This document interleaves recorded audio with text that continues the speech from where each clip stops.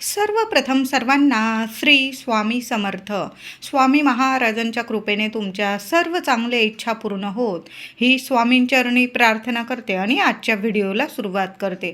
2026 मधील अधिक महिना सुरू झालेला आहे. 17 मे ते 15 जून असा हा अधिक ज्येष्ठ महिना असणार आहे. सोन्यासारखा हा महिना असतो.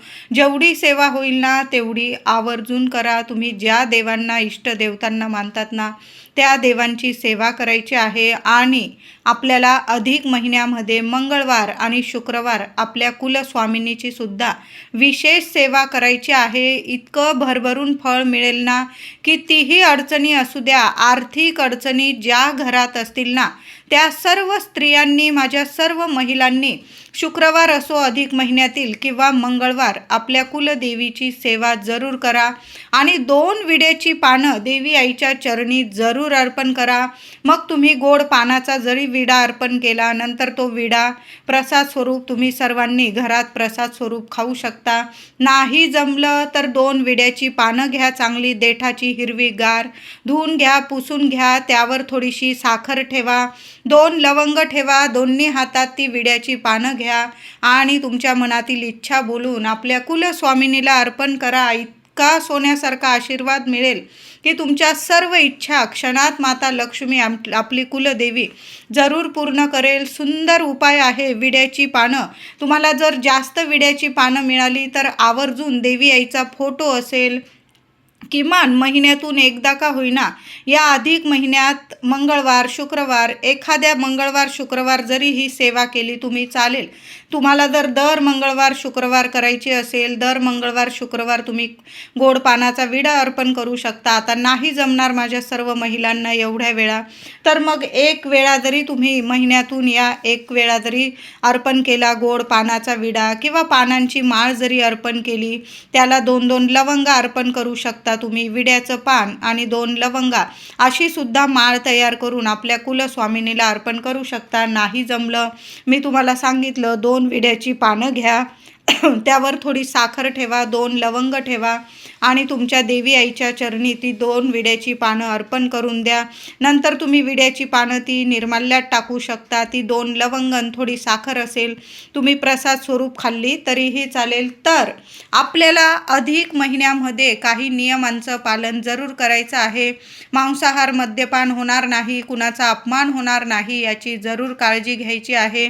महिलांनो, फक्त आपली माऊली आणि आपण एवढंच बघा. या महिनाभरात इतकं भरभरून फळ मिळणार आहे. कुणाचीच निंदा नालस्ती करू नका.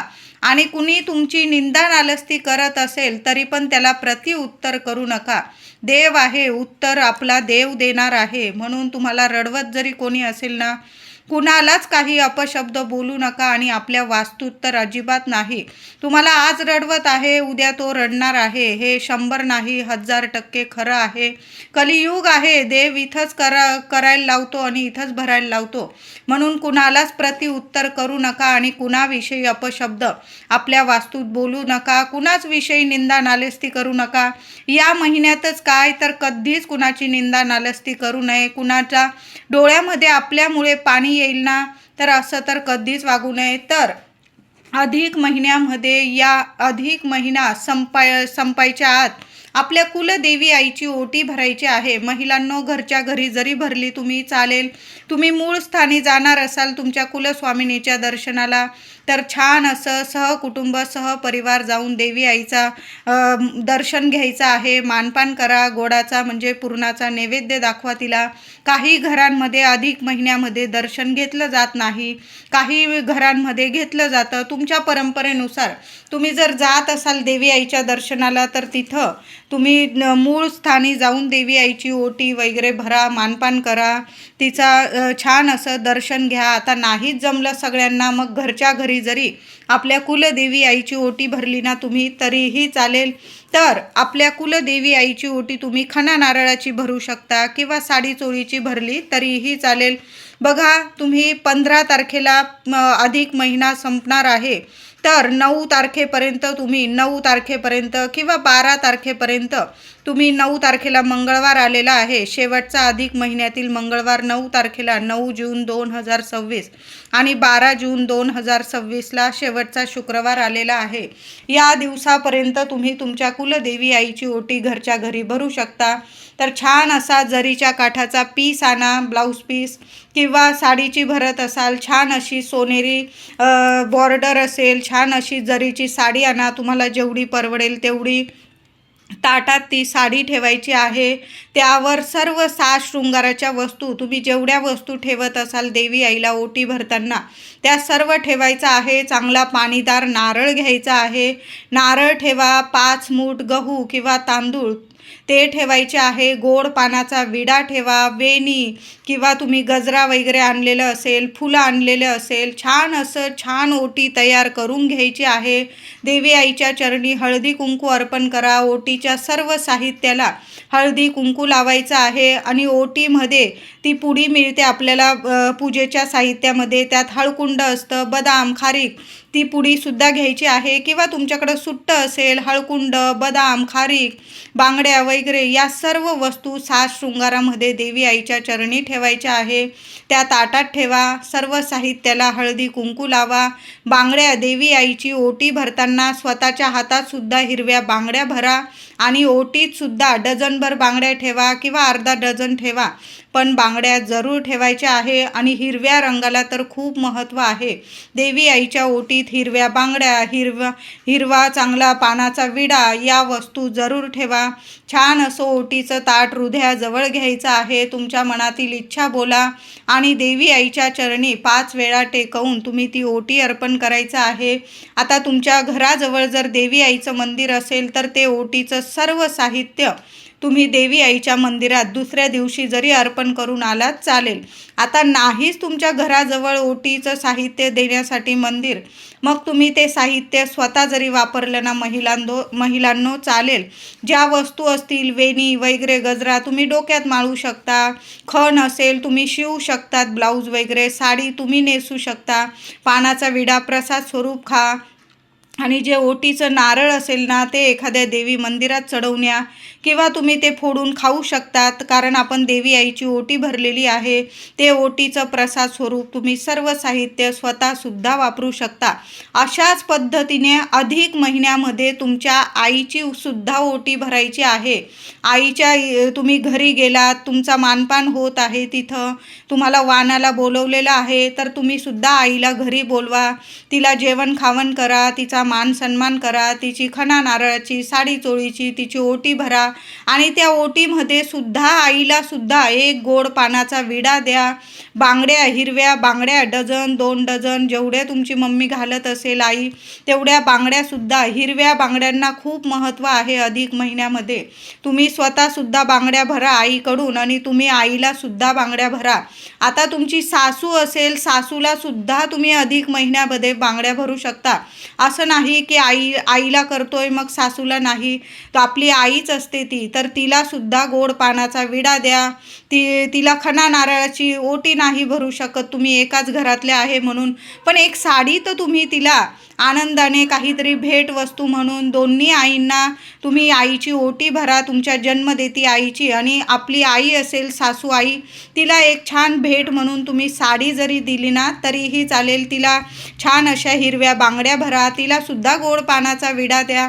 बघा दोन्ही घरात इतका आनंद निर्माण होतो ना की कशालाच कमी राहत नाही. अखंड लक्ष्मी नांदते. अशा प्रेमाने जर आपण अधिक महिन्यामध्ये सर्वांचा मान सन्मान केला ना तर त्या घरांमध्ये, दोन्ही घरांमध्ये इतका आनंद येतो, इतका आनंद निर्माण होतो की साक्षात लक्ष्मीनारायण भरभरून आशीर्वाद देतात.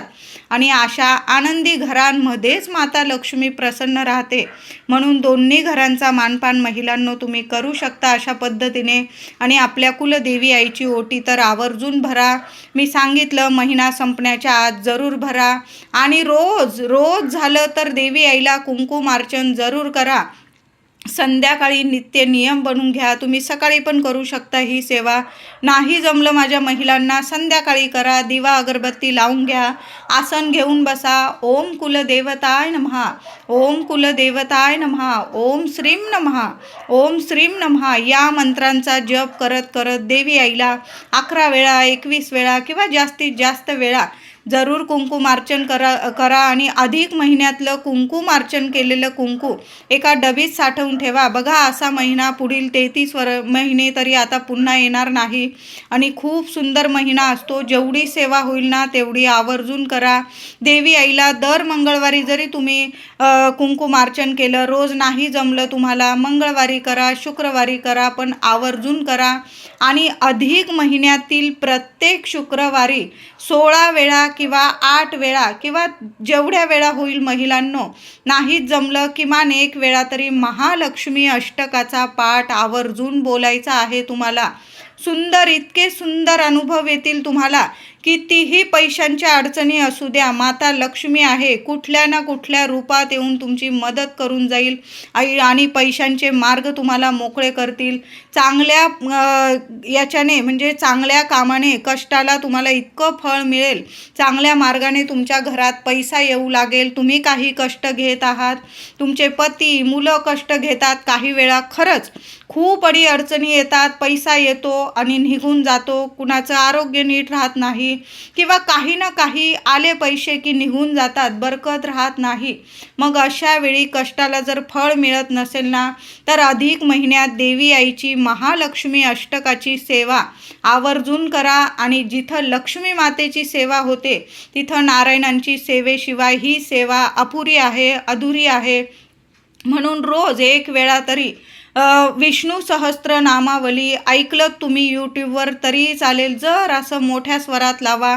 लक्ष्मी नारायणांची, आपल्या माऊलीची, आपल्या देवांची सेवा आपल्या वास्तूला सुद्धा ऐकू द्या. वास्तू नेहमी प्रसन्न राहील आणि अशा प्रसन्न वास्तूत जिथं नारायणांची सेवा होते ना, तिथं माता लक्ष्मी आपला उंबरठा सोडून कधीच कुठं जात नाही. व्यंकटेश स्तोत्राची सेवा करू शकता तुम्ही, 3 दिवसाची सेवा करू शकता किंवा महिनाभर जेवढ्या वेळा तुम्हाला व्यंकटेश स्तोत्र पठण करता येईल ना तेवढ्या वेळा जरूर करा. सकाळी करा, संध्याकाळी करा, कुणी तर रात्री 12 वाजता सुद्धा सेवा करतात. जसं जमेल तशी सेवा करा, पण हृदयापासून करा. वाचायचं म्हणून वाचायचं नाही, आपल्याला हृदयापासून, मनापासून एकन एक शब्द आपल्या मनाला ऐकू गेला पाहिजे. अशा पद्धतीने आपल्याला सेवा करायची आहे. श्री सूक्तम पठण करता आलं तर जरूर पठण करा. जेवढी सेवा होईल तेवढी करा. श्री स्वामी चरित्र सारामृताचं 1 जरी पारायण झालं ना, तुम्हाला जास्त करायचे तुम्ही करू शकता, पण किमान अधिक महिन्यात 1 तरी पारायण जरूर आपल्या घरात छान करा. तुम्हाला गुरुचरित्राचं पारायण करायचं असेल तर तुम्ही या अधिक महिन्यात जरूर करू शकता. त्याचबरोबर अधिक महिनाभर महिलांनो, संध्याकाळचा एक नियमच बनवून घ्या. 4 दिवस वगैरे असतील तर माझ्या दादांनी जरी दिवा अगरबत्ती केली चालेल, पण माझ्या सर्व महिलांनी संध्याकाळचं रुटीन बनवून घ्या. संध्याकाळी दार वगैरे बंद करून कुठंच जाऊ नका. जरासं नंतर जा किंवा आधीच जाऊन या, पण ऐन संध्याकाळी 6:30 ते 7:30 आपलं दार, मुख्य दार तरी उघडं ठेवा, खिडक्या उघडं ठेवा. मुख्य दाराशी दिवा, तुळशीजवळ दिवा, छान धूप, दीप, अगरबत्ती, सुवासिक आपलं घर इतकं प्रसन्न करून ठेवा की माता लक्ष्मी इतकी प्रसन्न झाली पाहिजे की दुःख दारिद्र्य नावाला सुद्धा काय 100 जन्म तुमच्या उंबरठ्यावर सुद्धा फिरकलं नाही पाहिजे, असं आपलं घर करून ठेवायचं आहे. महिलांनो, संध्याकाळी आपलं मुख्य दार उघडं ठेवा. मच्छर येऊ द्या, पण आपलं मुख्य दार जरूर उघडं ठेवा. दिवा अगरबत्ती करा. 2 लवंग रोज जाळता आला तुम्हाला उंबरठ्यावर जाळा किंवा तुमच्या देवघरासमोर माता लक्ष्मी समोर जरी जाळल्या, कापूर जाळा, 1-2 तुकडे कापूर.